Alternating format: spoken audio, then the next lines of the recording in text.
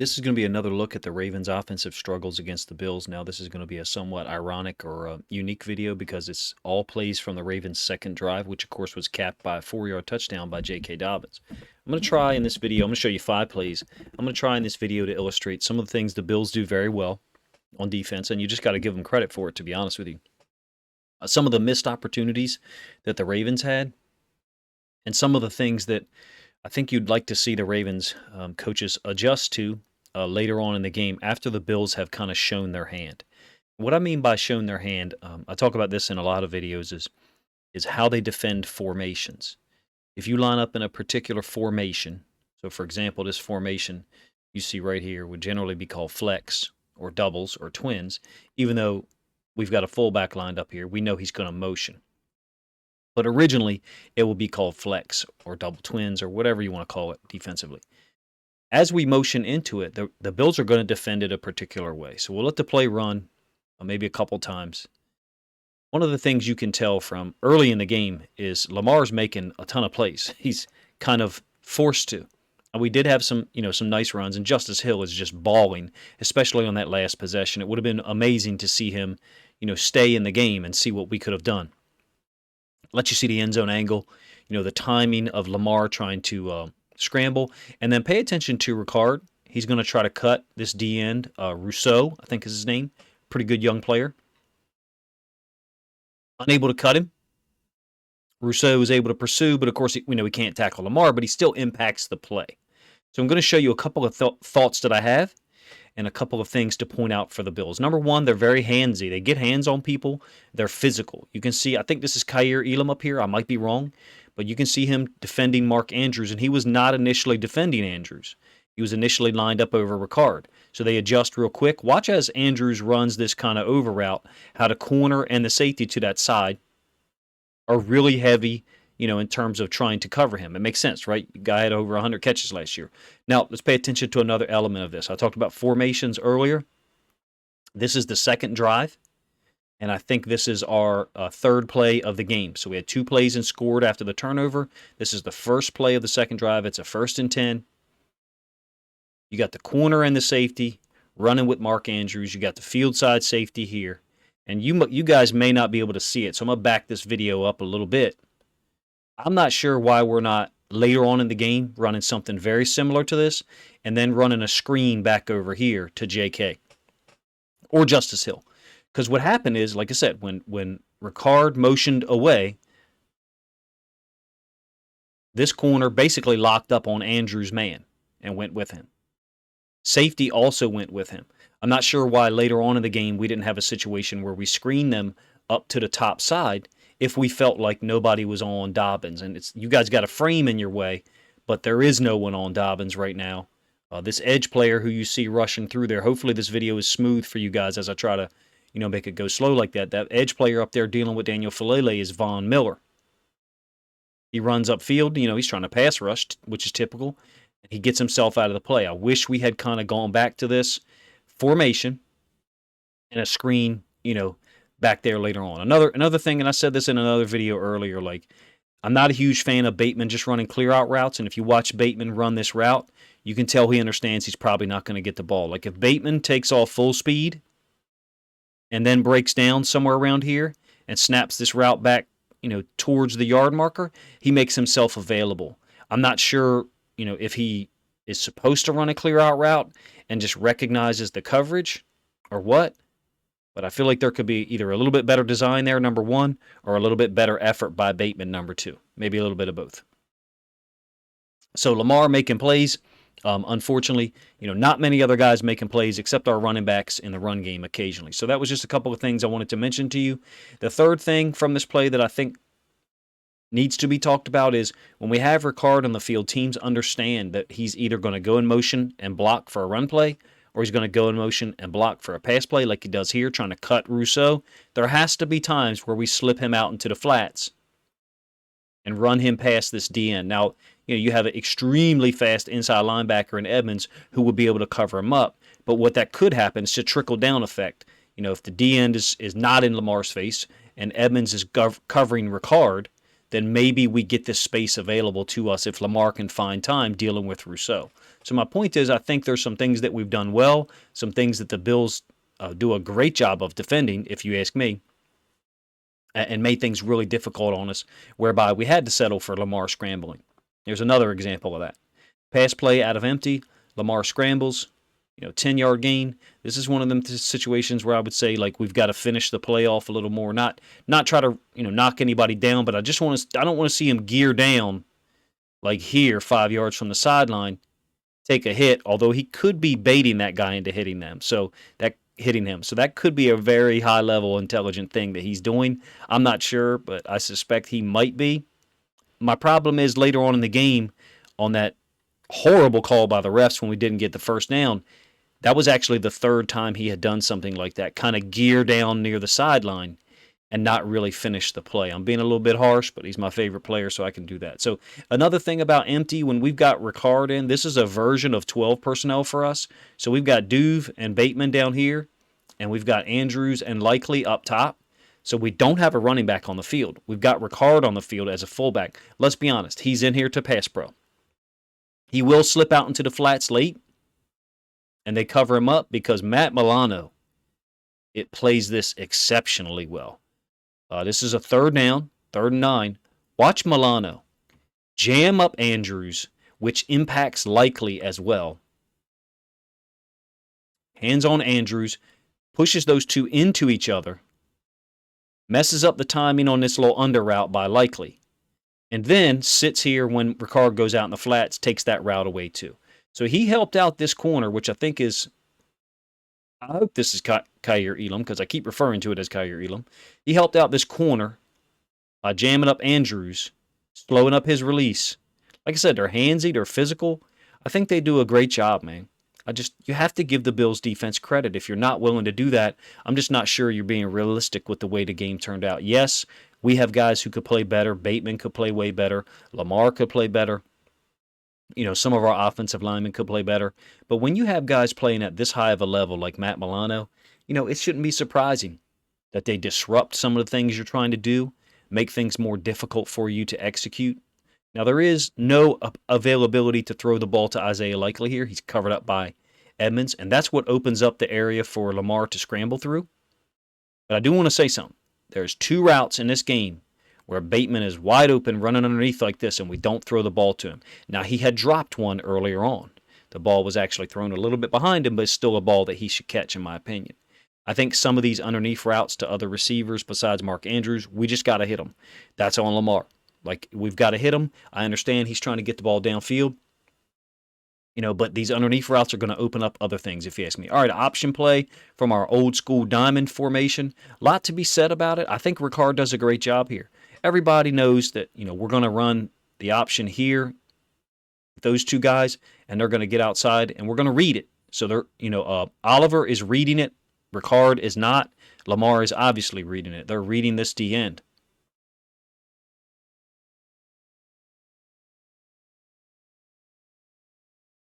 D end kind of steps down to take dive. So Oliver loops around. Ricard is already looping around because that's his predetermined path. Lamar keeps it. Watch Ricard go get this safety. And for whatever reason, Oliver passes up. I guess he thinks that Milano is being dealt with by someone. I'm going to slow this up. And hopefully, as I'm slowing this up, man, I sure hope that the video is smooth for you guys as this happens. There's a little timeline obscured from you guys under the bottom frame. I just feel like he's got to go get Milano. These guys, yeah, they're fast. I understand they're going to be able to get there, and they do. But we've got to get the second-level people blocked.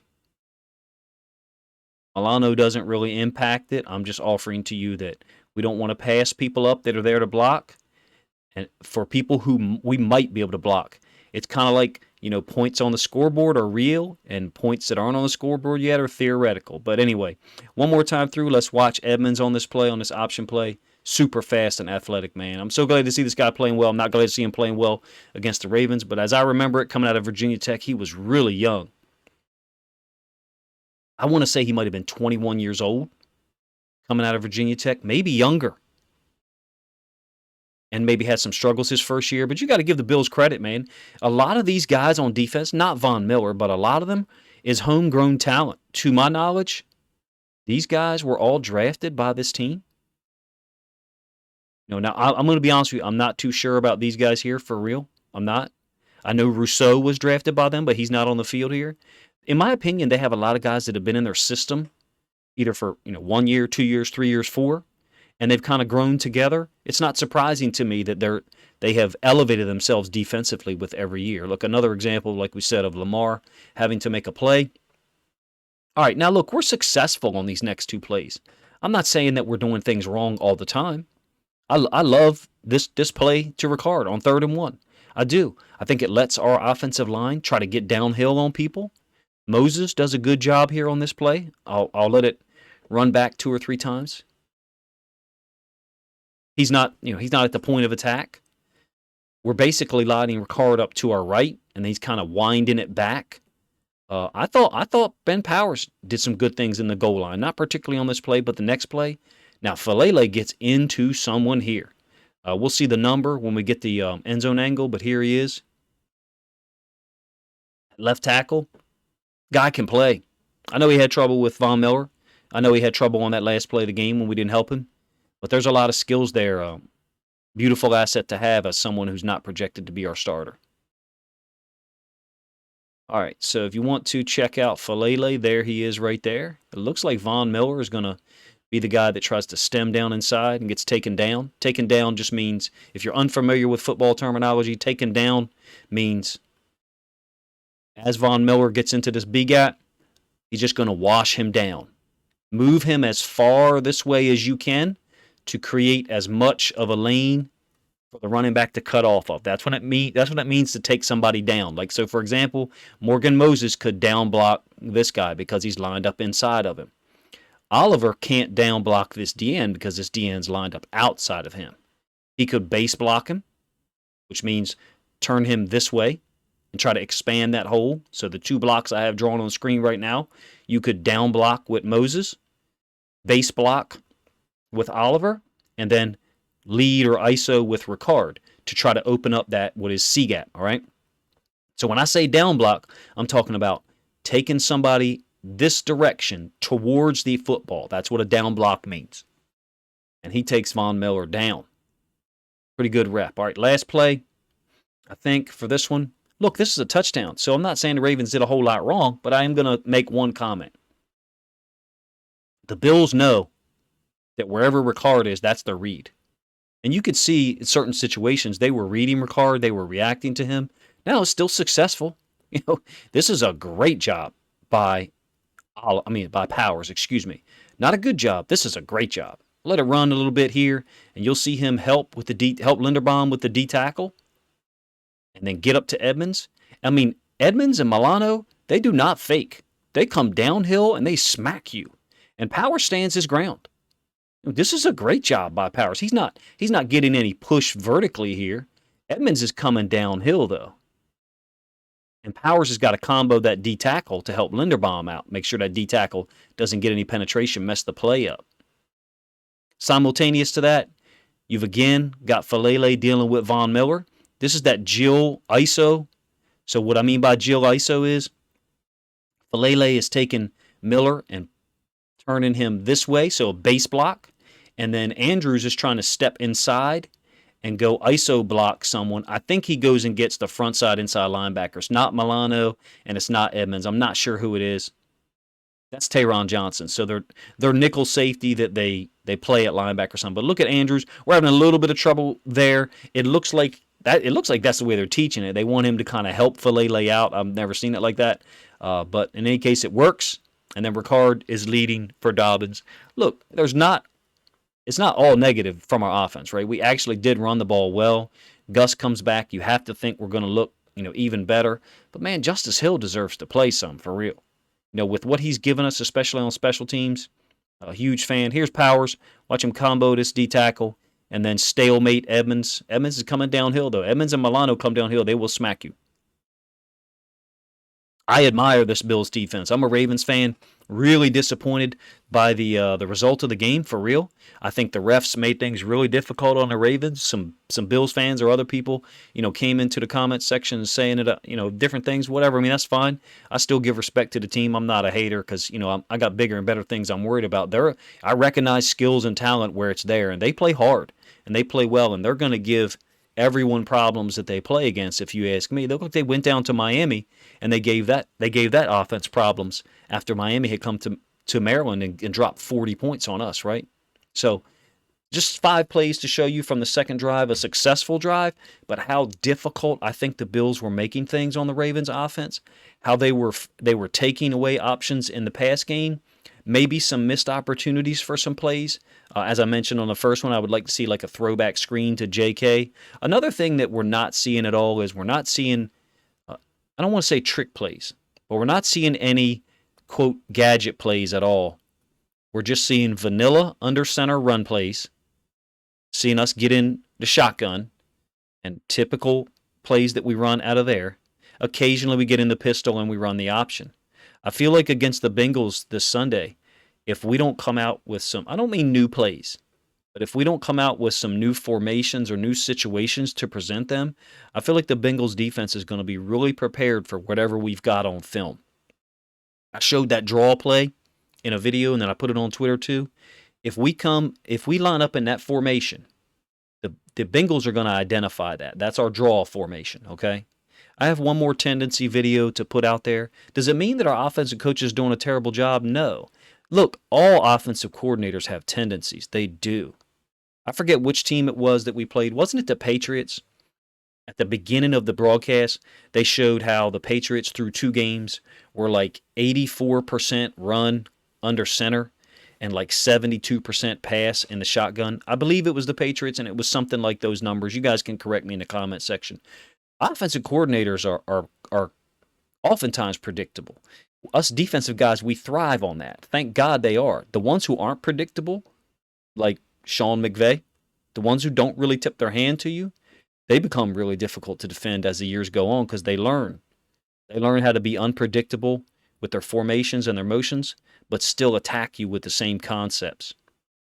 Let me know what you think of this video, showing respect to the Bills and how they played and the tenacity they play with, and how the Ravens were forced to go to, Lamar early and often in terms of scrambling, in terms of keeping plays alive and trying to find receivers downfield, which we didn't have a whole lot of success with. Appreciate you guys' time. Let me know what you think of the video in the comments section.